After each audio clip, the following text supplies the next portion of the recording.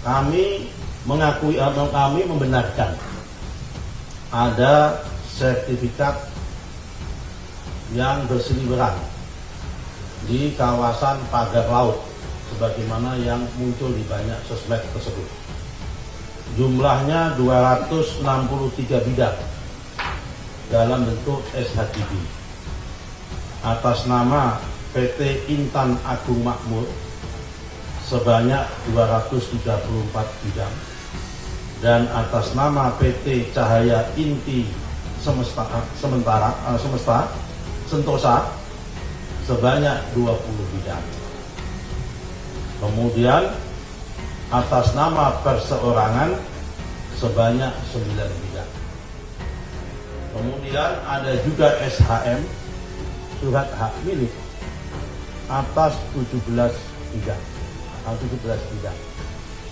Jadi berita-berita yang muncul di media maupun di sosmed tentang adanya sertifikat tersebut setelah kami cek benar adanya. Mengapa ada pemagaran laut dan data-data kemudian mulai dibongkar oleh netizen terutama bahwa ternyata laut itu sudah ada HGB-nya tuh. Ini yang kemudian akan jadi problem karena kalau kita ingat laut itu tidak boleh di HGB-kan karena laut itu kalau mau HGB minta izin pada terumbu karang, minta izin pada ikan, minta izin pada kepiting di situ kan itu prinsipnya bahwa laut itu terbuka, tidak boleh dikuasai oleh swasta. Apalagi habis nonton cuplikan bocor alus Tempo dan perbincangan yang rame di X, aku terus cek website Bumi ATR BPN. Kayak gini nih hasilnya. Kita langsung aja ke Desa Kohot Kabupaten Tangerang, terus kita arahkan ke arah laut dan kita klik. Nah ini hak guna bangunan. Kita klik peta Google dan ini laut nih, laut. Dan yang lebih bikin shock lagi nih setelah aku cek Google Earth ya, itu pagar udah ada sejak tahun 2022. Kalau dari citra historis Google Earth, pagar ini tuh udah terpotret satelit sejak Agustus 2022.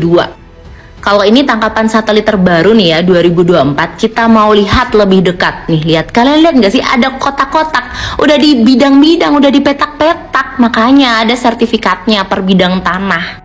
Dan apa? Sertifikat hak guna bangunannya itu udah terbit sejak 2023. Kalau kata Menteri ATR Nusron Wahid, pemilik hak guna bangunan itu adalah PT Intan Agro Makmur dan PT Cahaya Inti Sentosa.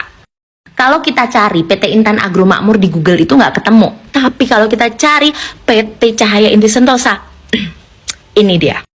Ternyata PT Cahaya Inti Sentosa itu adalah salah satu perusahaan yang telah diakuisisi oleh pengembang PIK 2. Jadi, siapa bilang pagar laut tidak berhubungan dengan PIK? Bohong besar. Menteri ATR akui pagar laut bersertifikat HGB. Menteri Agraria dan Tata Ruang, Kepala BPN Nusron Wahid, mengakui bahwa pagar laut misterius di Tangerang sudah mengantongi sertifikat hak guna bangunan. Pengakuan ia sampaikan pada Senin ini. Kami mengakui atau kami membenarkan ada sertifikat hak guna bangunan yang di kawasan pagar laut sebagaimana yang muncul di sosial media, kata Nusron. Nusron mengatakan jumlah sertifikat hak guna bangunan itu mencapai 263 bidang sertifikat atas nama beberapa perusahaan. Pertama, PT Intan Agung Makmur sebanyak 234 bidang dan atas nama PT Cahaya Inti Sentosa sebanyak 20 bidang. Kemudian atas nama perseorangan sebanyak 9 bidang, kata Nusron. Selain itu, ada juga sertifikat hak milik atas nama Surhat Hak sebanyak 17 bidang.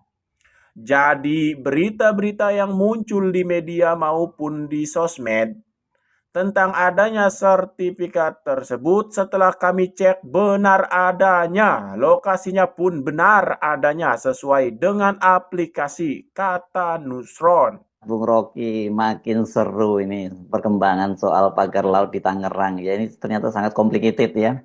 Tidak sesederhana seperti bongkar begitu saja karena ini Presiden Prabowo sudah memerintahkan TNI bongkar, Menteri Kelautan malah minta agar dicabut dan alasannya tengah dalam penyelidikan. Tapi di balik itu semua ya kita jadi paham ini memang ada kepentingan yang lebih besar, dan nelayan yang dibilang masang pagar itu kan hanya untuk kamuflase saja ya, karena ternyata ini kawasan itu sudah tidak hanya dipagar tapi juga sudah dikapling-kapling, bahkan ada HGB-nya. Gimana ceritanya ini laut kok bisa diterbitkan HGB-nya ini? Ya, pada akhirnya orang akan dalami problem hukum di soal pagar bambu itu. Memang sudah disegel oleh Kementerian Kelautan, lalu dibongkar oleh Angkatan Laut. Itu menyenangkan buat petani ikan, buat nelayan, karena akses mereka untuk melaut akhirnya terbuka. Jadi tindakan dari Angkatan Laut atas perintah Presiden Prabowo tentu tidak memerlukan kejelasan hukum, karena itu hanya dengan alasan membuka hak rakyat, hak nelayan untuk memanen ikan di laut terbuka. Jadi itu adalah upaya untuk membela hak rakyat. Itu satu problem, sudah selesai. Problem berikutnya adalah memastikan itu yang tanam pagar itu siapa, kan? Itu yang masih ditunggu tuh. Dan kalau kita mulai mengintip gejala bahwa akan ada satu situasi di mana pemerintah Presiden Prabowo harus menerangkan mengapa ada pemagaran laut, dan data-data kemudian mulai dibongkar oleh netizen terutama bahwa ternyata laut itu sudah ada HGB-nya tuh. Ini yang kemudian akan jadi problem, karena kalau kita ingat, laut itu tidak boleh di HGB-kan, karena laut itu kalau mau HGB minta izin pada terumbu karang, minta izin pada ikan, minta izin pada kepiting di situ, kan itu prinsipnya bahwa laut itu terbuka, tidak boleh dikuasai oleh swasta, apalagi dalam upaya untuk mengeksklusifkan wilayah itu. Jadi itu keputusan, bahkan itu dijamin karena sengketa itu atau keputusan itu dibuat oleh Mahkamah Konstitusi bahwa laut itu harus terbuka untuk umum, tidak boleh dia diberikan hak apapun, apalagi hak guna bangunan tuh. Jadi membatasi rakyat dengan laut artinya menghindar dari ketentuan hukum yang menganggap bahwa laut itu adalah milik bersama. Jadi itu problemnya. Nah, sekarang kita ada dalam situasi yang akan menegangkan, karena harus dipastikan pertama siapa yang pasang pagar itu.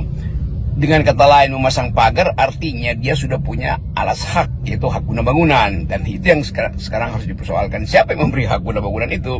Ya tentu mesti diperiksa pejabatnya siapa, BPN. Tetapi di atas BPN tentu ada kekuasaan lain yang melindungi pemberian hak yang melanggar asas konstitusi itu. Siapa? Yaitu pemerintahan Pak Jokowi ketika itu.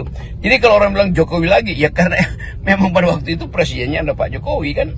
Itu yang harus kita periksa itu. Jadi sekali lagi, kemampuan netizen untuk mengulik-ulik sesuatu yang sifatnya prinsipil akhirnya membuka kesadaran kita untuk memperjuangkan hak. Itu dasarnya.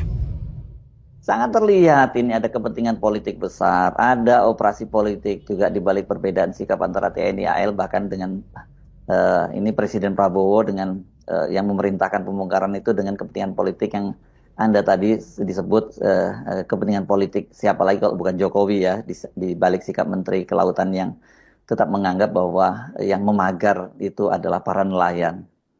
Saya menduga kebisingan politik akan berlanjut karena beberapa ormas besar mulai bersikap ragu-ragu atau mulai mengambil posisi yang kabur di dalam soal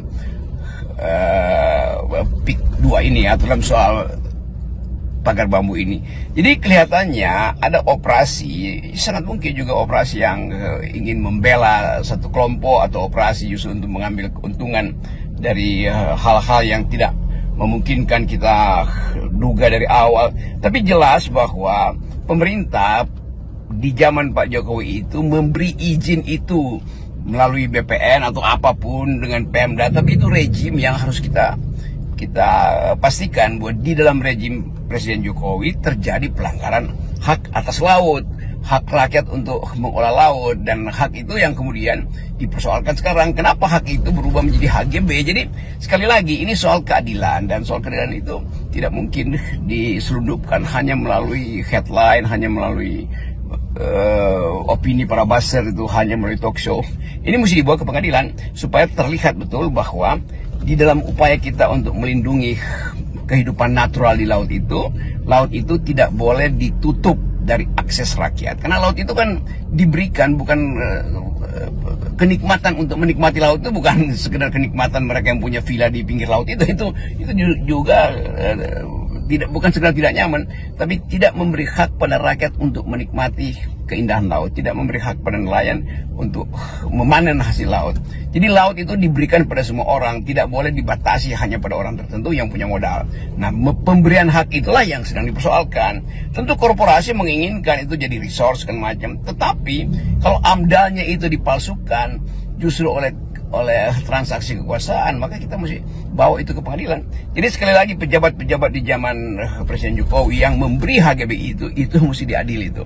Karena itu bertentangan dengan prinsip natural atau prinsip lingkungan bahwa laut itu tidak boleh diolah atau dieksklusifkan. Yang kedua,